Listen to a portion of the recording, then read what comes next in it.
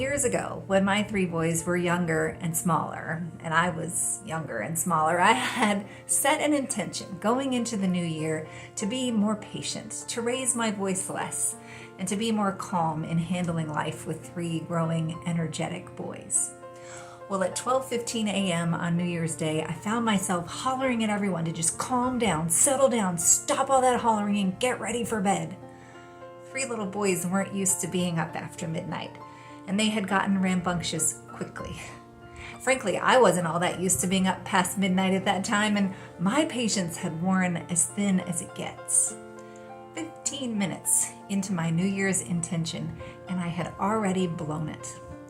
Right back to my pattern of losing my patience, losing my cool, and escalating an already out-of-hand situation, instead of just staying calm and collected like I had told myself that I would.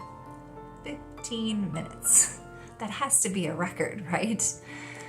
It's so easy to fall into our old patterns of behavior, isn't it?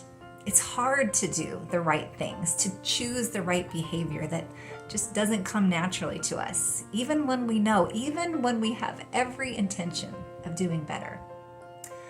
Today, it's January 11th, 2023. Maybe you've already blown it with your New Year's resolution. It happens. Believe me, I know.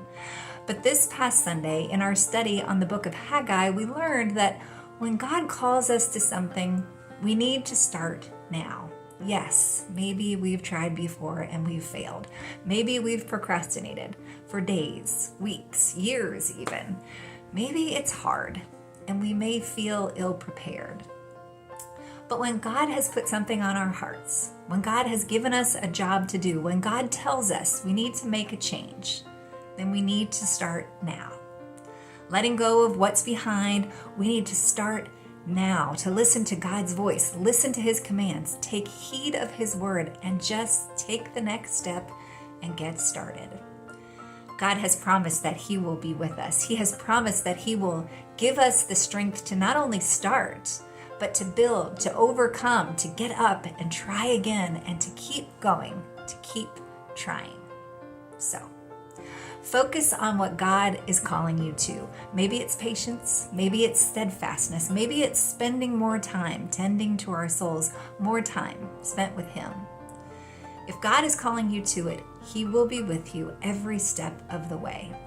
And if you've made a misstep, well, like the people we read about in Haggai, who had completely dropped the ball on their job, God gives us a new start each day to try again, to lean on Him, to walk with Him on the journey, even when it's hard.